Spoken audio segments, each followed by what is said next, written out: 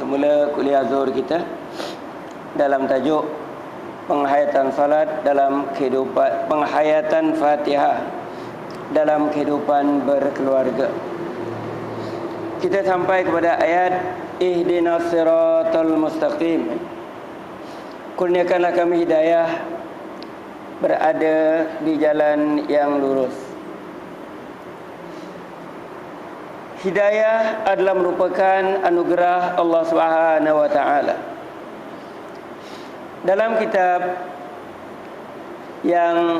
tafsir Al-Munir yang diusahakan ataupun dihuraikan oleh Al-Ustaz Wahbah Az-Zuhaili menjelaskan hidayah itu terbagi kepada 4. Jadi kita nak melihat dalam kehidupan berkeluarga, hidayah yang mana satu kita ikuti. Pertama, beliau menulis hidayatul ilhamil fitri, hidayah dari ilham semula jadi. Jadi kalau dilihat hidayah dari ilham semula jadi ini, ia berada sejak manusia dilahirkan ke dunia, yang disebutkan sebagai naluri ingin selamat, naluri untuk mendapat keselesaan, naluri untuk mengelakkan daripada apa jua yang tidak menyenangkan.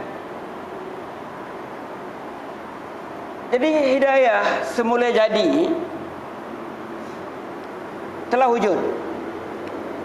Dicontohkan, katalah seorang bayi yang baru dilahirkan.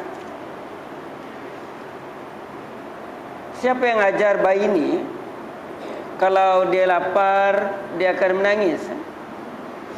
Kalau dia dahaga, dia akan menangis. Kalau agaknya lampinnya basah, dia akan menangis. Tak ada orang ajar dia kalau lapar mesti nangis.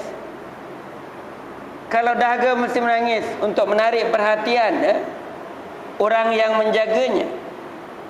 Ini adalah merupakan kurnia semula jadi yang Allah Subhanahu wa taala berikan. Tiap manusia dilahirkan begitu keadaannya. Kemudian yang kedua disebutkan hidayatul hawas. Hidayah daripada, kalau yang pertama tadi naluri, yang kedua ini berdasarkan kepada daripada dorongan daripada dalam juga.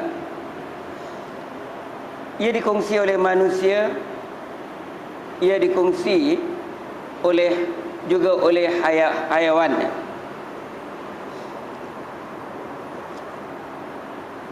Semua manusia, hayawan mendapat hidayatul hawas. Kita katakan suatu yang datang dengan panca indera masing-masing. Katalah seekor burung. Bila burung itu menetas, telurnya ditetaskan, keluar anak burung. Kemudian bila anak itu nak makan, maknya akan terbang carikan makan, berikan kepada burung tadi. Jadi anak burung ini boleh hidup kerana si burung tadi, ibu burung tadi mendapat hidayatul hawas. Bagaimana dia dapat memenuhkan keperluan anak-anaknya. Atau kita katakan hidayah berdasarkan insting. Kalau yang pertama tadi naluri, ini berdasarkan insting. Sebab itu binatang juga berkahwin. Kahwin binatang tak sama dengan kahwin manusia. Itu kerana insting yang ada pada binatang tersebut. Itu bentuk, salah satu bentuk hidayah yang Allah Subhanahu Wa Taala berikan. Kemudian yang ketiga, hidayatul aqli ataupun hidayah berdasarkan pemikiran manusia. Jadi yang pertama dan kedua, dia semula jadi kurnia Allah Subhanahu Wa Taala.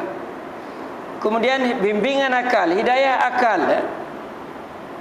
dia adalah sesuatu yang dikurniakan kepada manusia berdasarkan ilmu yang dia ada, berdasarkan pengalaman yang dilalui, berdasarkan persekitaran di mana dia berada. Maka akalnya berfikir untuk meneruskan kehidupan, sama ada baik ataupun buruk. Jadi hidayah daripada akal manusia, akal yang berfikir, belum lagi sampai ke peringkat yang sempurna. Selalu kita katakan, ada orang menggunakan akalnya untuk mengakal orang lain, menggunakan akalnya untuk menipu orang lain. Jadi hidayah akal ini, dia lebih banyak bergantung kepada untuk kepentingan peribadinya, untuk kepentingan kepentingan yang boleh memuaskan hawa nafsunya. Katalah akal manusia berfikir untuk kaya, tanpa melibatkan hukum hakam agama. Yang dilihat di depan matanya kekayaan, bagaimana nak sampai kepada kekayaan itu, tak kiralah halal haram itu bukan menjadi persoalan, kerana akalnya nak memenuhkan keinginan dan keperluannya. Sebab itu ada manusia yang berjudi, kerana dengan itu dia fikir dia boleh mendapat keuangan, boleh dia menang, dan kekayaan yang dimaksudkan diharap boleh tercapai. Itu kalau ikut akal semata-mata lah. Tapi dia tak sedar, ataupun dia sedar, dia mengharapkan dia termasuk dalam golongan yang kecil. Setiap yang berjudi,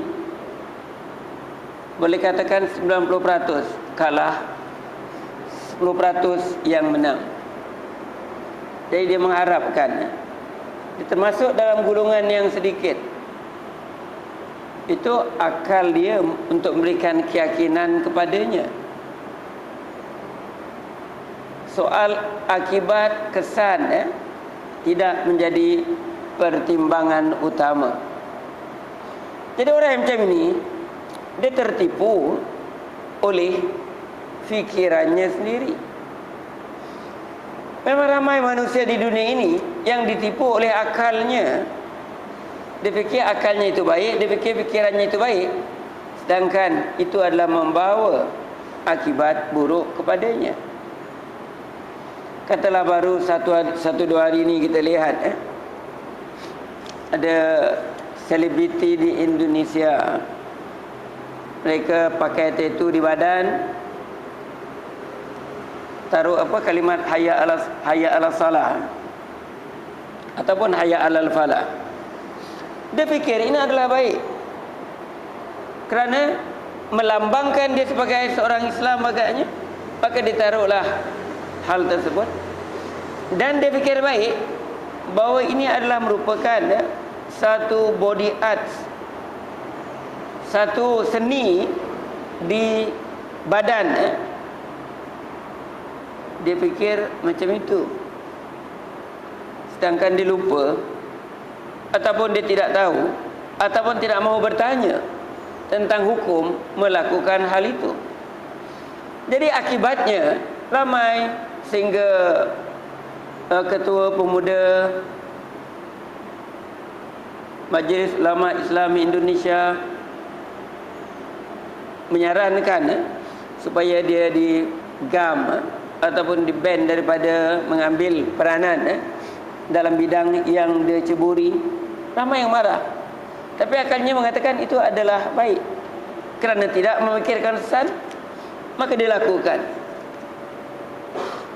Inilah yang berlaku pada kebanyakan manusia-manusia yang lalai, yang lupa kerana berdasarkan akal sahaja. Memang akal merupakan satu kurnia Allah Subhanahu Wa Taala, tetapi akal itu perlu kepada pimpinan. Akal itu perlu kepada suatu yang dapat meletakkannya di landasan yang betul. Kerana kemampuan akal manusia adalah terbatas. Itu yang ketiga, jenis hidayah yang ketiga. Soal Allah, peraturan Allah tidak ada dalam kepalanya.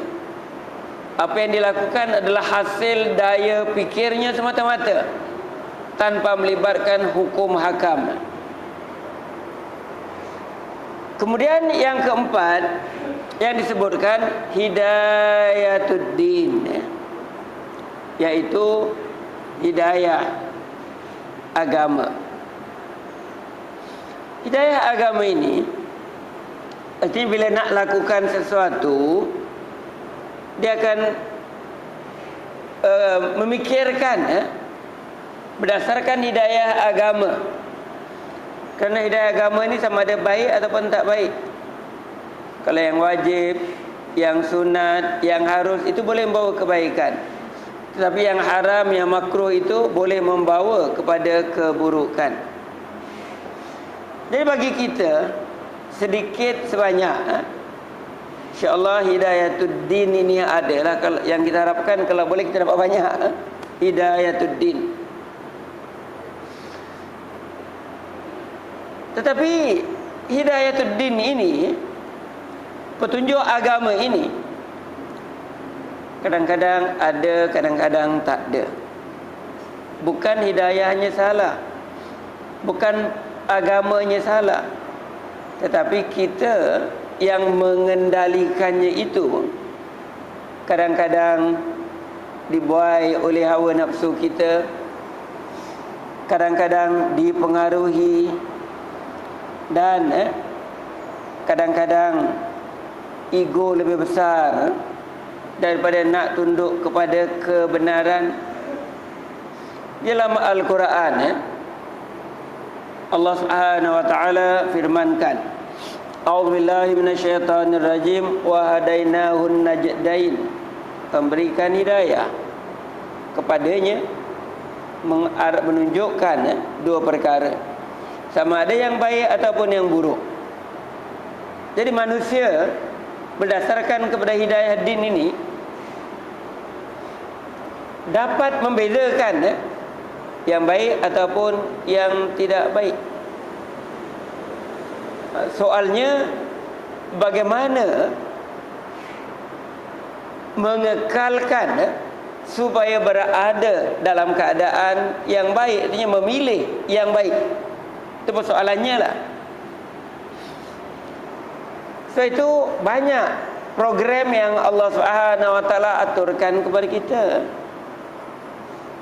Allah aturkan kepada kita bagaimana kita memilih jalan yang baik, bagaimana kita mengelakkan jalan yang tidak baik. Kerana walaupun ada hidayah agama,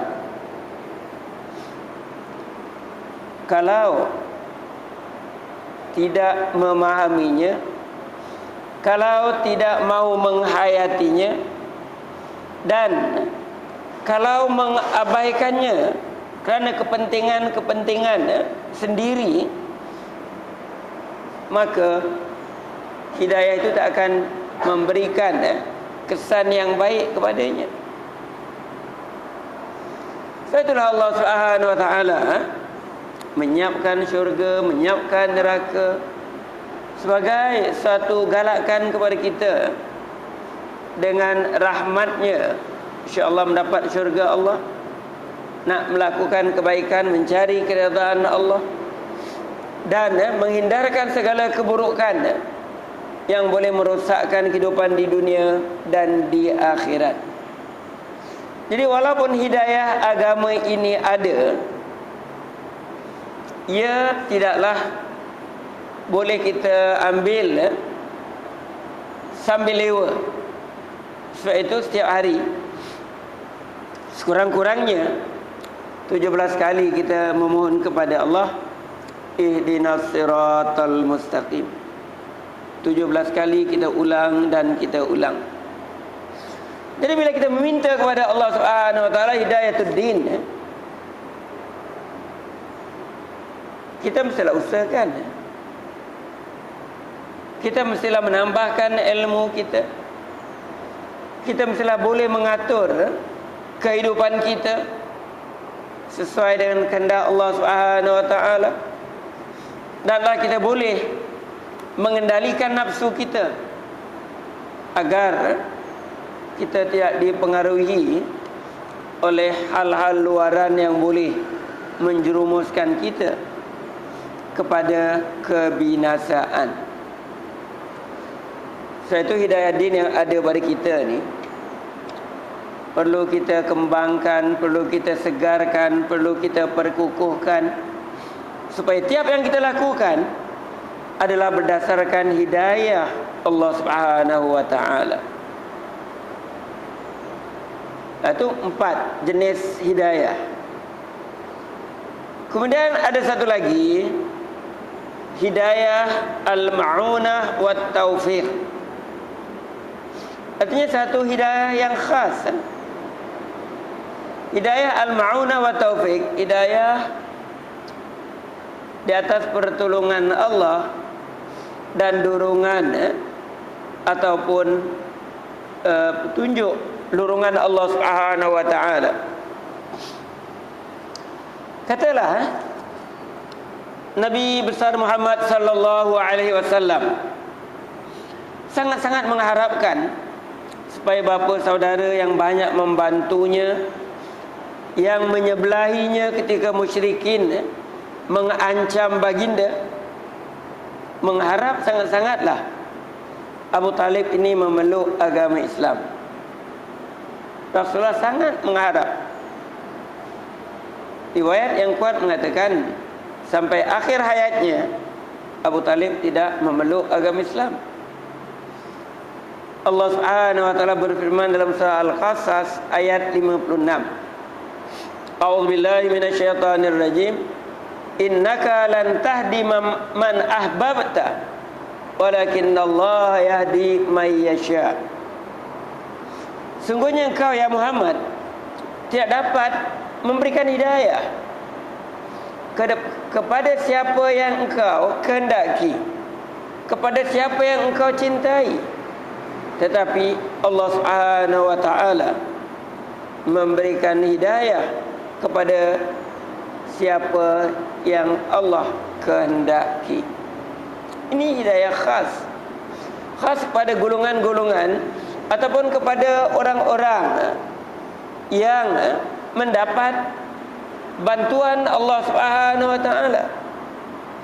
Kita tak boleh mengharapkan orang ini memeluk agama Islam. Kita boleh berdoa lah. Maksudnya macam Rasulullah sallallahu alaihi wasallam juga berdoa pada zamannya agar salah satu Umar memeluk agama Islam. Akhirnya doa itu diperkenankan Allah Subhanahu wa taala. Umar bin Khattab memeluk agama Islam itu dengan izin Allah Subhanahu wa taala. Jadi kalaulah hidayah khas ini kepada mereka yang diperkenankan Allah Subhanahu wa taala daripada bukan Islam menjadi Islam, dan bagi kita yang telah Islam maka hidayah ini perlu dikukuhkan sebagaimana dijelaskan tadi. Setiap yang kita lakukan berdasarkan hidayah Allah Subhanahu wa taala. Bukan berdasarkan insting kita, bukan berdasarkan naluri kita, bukan berdasarkan akal kita, tetapi berdasarkan hidayah Allah Subhanahu wa taala. Jadi dalam kehidupan berkeluarga, kita tak dapat memisahkan hidayah Allah Subhanahu wa taala untuk mendapat kebahagiaan hidup di dunia dan kesejahteraan hidup di akhirat. Sebagai contoh, dalam sebuah hadis Rasulullah sallallahu alaihi wasallam bersabda yang maksudnya, apabila mati seorang manusia terputus amalnya kecuali 3 perkara: sedekah jariah, ilmu bermanfaat yang diajarkan, anak-anak yang saleh yang mendoakannya. Jadi ini adalah merupakan panduan Rasulullah kepada umatnya. Dan panduan ini bukanlah semata-mata daripada akal Rasulullah. Allah Subhanahu wa taala berfirman dalam sebuah ayat, A'udzubillahi minasyaitonirrajim, wa ma yantiqu 'anil hawa in huwa illa wahyu yuha. Dan tidaklah Rasulullah itu bercakap berdasarkan kepada hawa nafsunya, ataupun kepada kalau kita katakan tadi insting ke apa, in huwa illa wahyu yuha. Tapi apa yang dilafazkan Rasulullah sallallahu alaihi wasallam itu adalah merupakan sebahagian dari wahyu Allah Subhanahu wa taala kepadanya.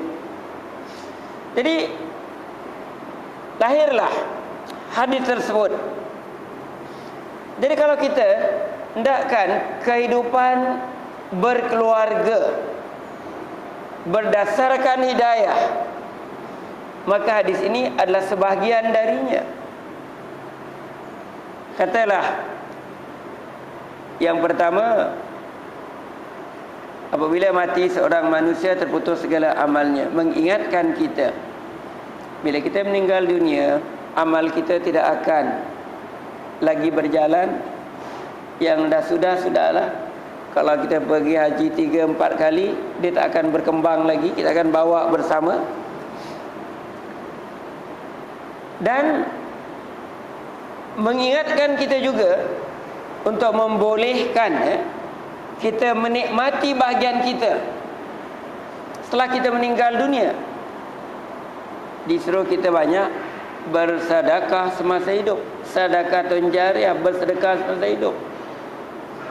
Dan untuk membolehkan kita bersedekah semasa hidup, mestilah kita menjadi orang yang berada, orang yang berkemampuan.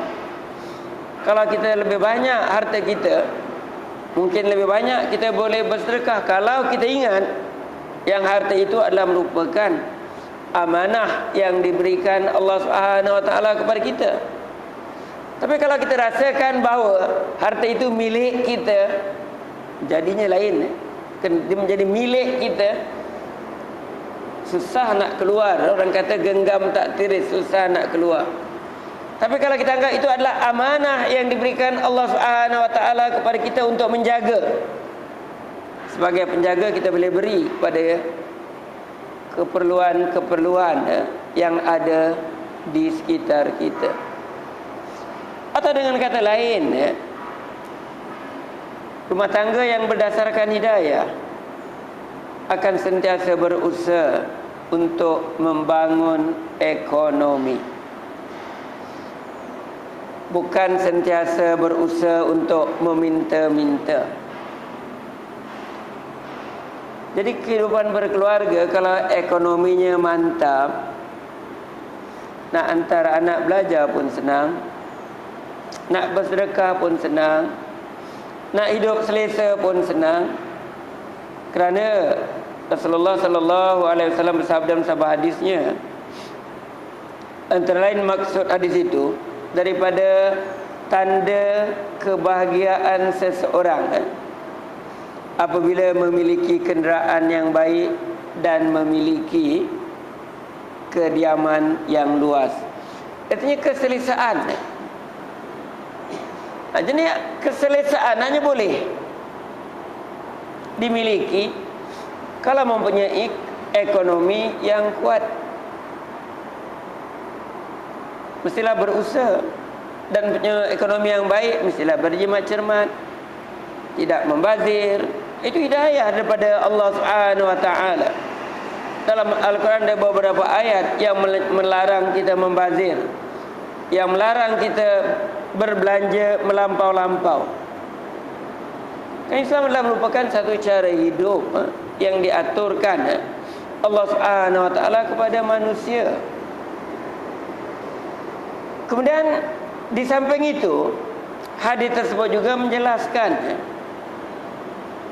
hendaklah seseorang yang ingin amalnya berterusan, perlulah mempunyai ilmu dan boleh menyampaikan ilmu. Bila disebutkan menyampaikan ilmu, tidaklah semestinya dia menjadi ustaz ke, jadi profesor ke, ada gelaran doktor ke, boleh mengajar. Rasulullah sallallahu alaihi wasallam mengingatkan kita, "Ballighu anni walau ayah." Sampaikanlah daripadaku walaupun sepotong ayat. Dan Rasulullah memang menggalakkan kita mengajar orang ataupun menegur orang, mengingatkan orang kepada kebaikan. Dalam sebuah hadis baginda disebutkan, adallu alal khairi kafa'ili. Artinya orang yang menunjukkan kebaikan kepada seseorang, bila orang itu melakukan kebaikan, maka pahala kebaikan itu akan diperolehi kepada orang yang menunjukkan. Katalah ada di dalam keluarga kita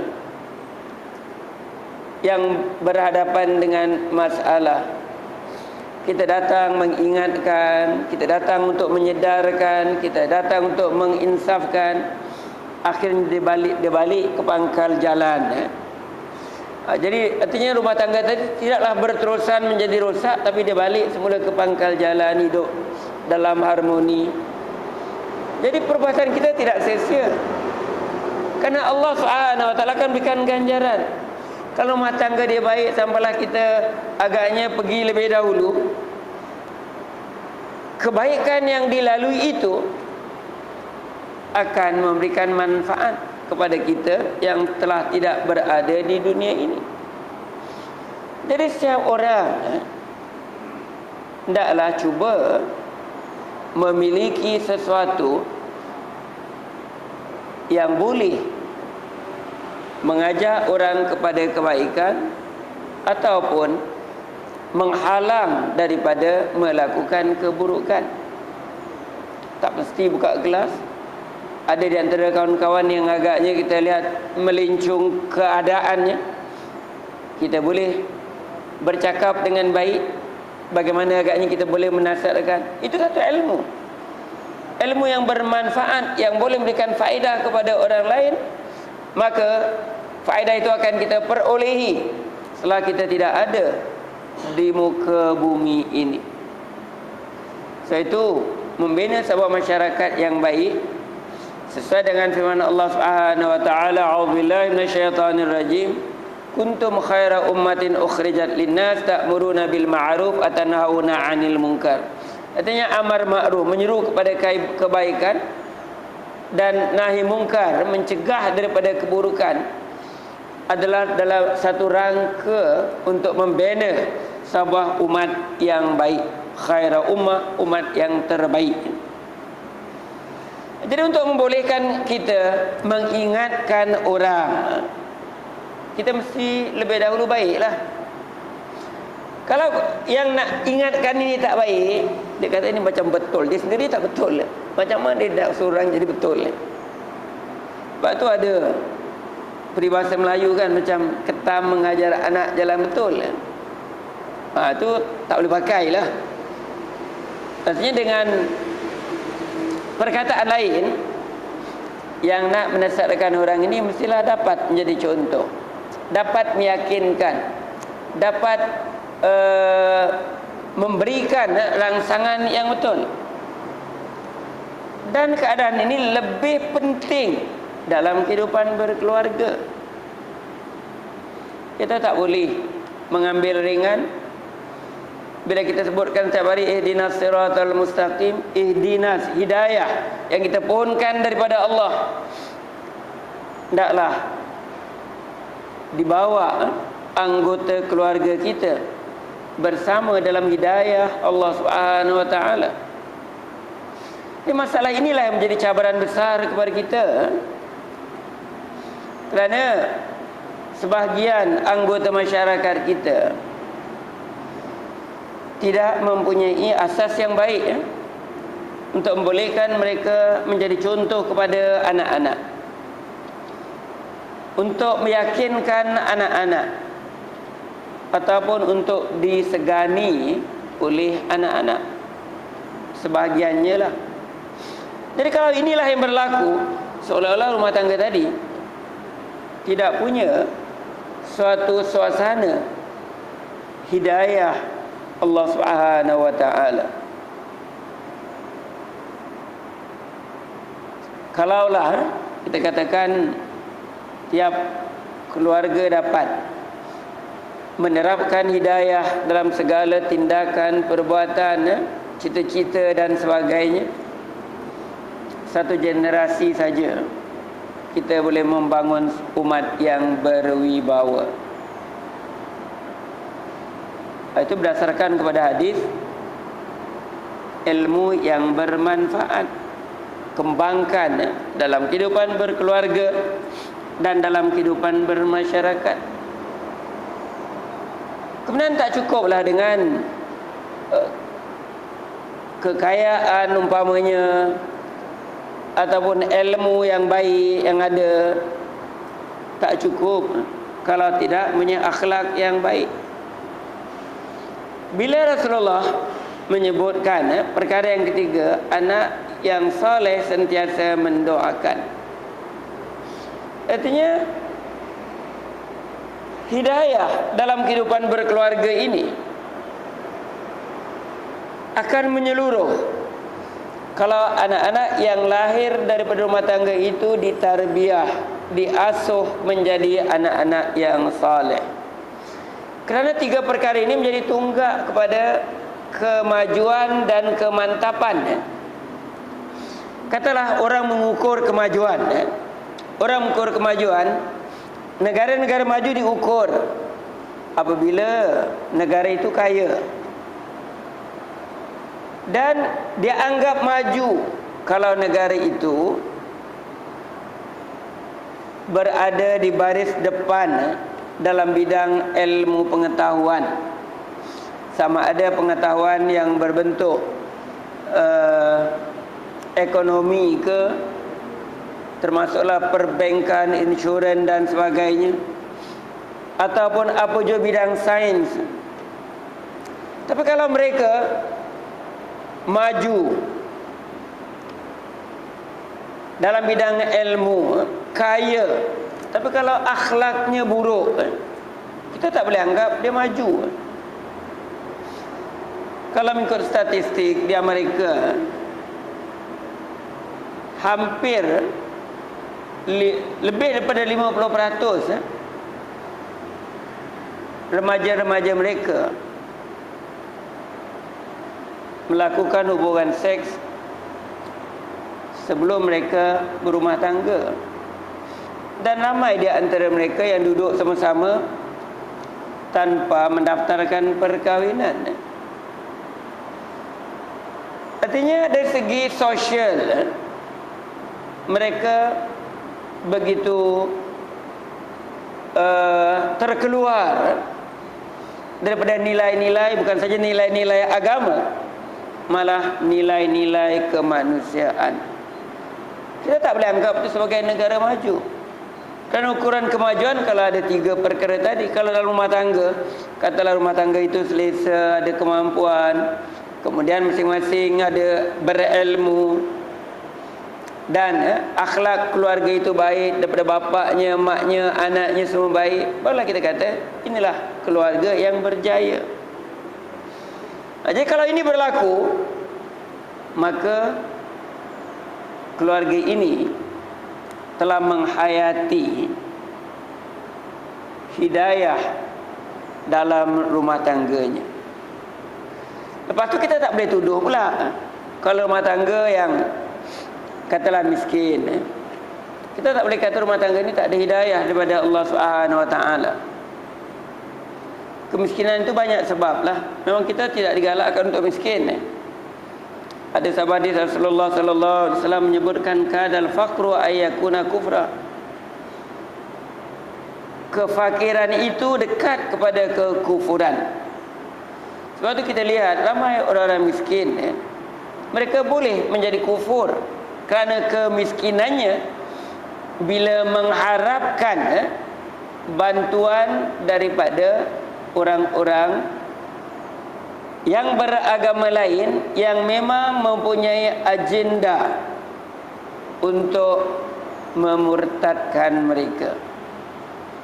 Ini kalau kita lihat, dan kalau nak kaji keadaan di Indonesia bagaimana Christianity berkembang, mereka bina hospital, mereka bina sekolah missionary, mereka berikan bantuan keuangan, beras dan sebagainya. Akhirnya yang menerima bantuan ini terpengaruh dengan agama tersebut dan mereka terus berkembang dan berkembang. Kemudian orang Islam ni di sana lah dia marah. Lepas itu terdapat insiden mereka bakar gereja dan sebagainya. Ini bukan satu huraian lah untuk menyelesaikan masalah. Bagaimana mereka boleh memantapkan ekonomi sehingga mereka tidak meminta daripada orang bukan Islam. Tapi mereka melihat ini bukan huraian saya kata tadi. Ini akan menambahkan lagi rasa marah. Orang akan lihat bahawa orang Islam ni ganas, jahat dan sebagainya, dan orang lain sedia untuk membantu. Jadi kalau ada kemiskinan di kalangan kita, kita kena lihat banyak sebab lah. Sebab latar belakang ke, pendidikan ke, peluang-peluang pekerjaan ke, banyak sebab. Dan apa yang kalau dah berlaku, itu sebagai satu cabaran bagaimana nak membangun, bagaimana nak meningkatkan. Jadi kalaulah kesedaran ada, rumah tangga ini perlu dibina di atas hidayah, maka semua akan berusaha memainkan peranan masing-masing sesuai dengan permohonannya kepada Allah Subhanahu Wa Taala. Ihdinas siratal mustaqim. Jadi insya-Allah kita akan sambung minggu depan menghidupkan hidayah dalam kehidupan berkeluarga. Sekian, wabillahi taufik wal hidayah. Wassalamualaikum warahmatullahi wabarakatuh.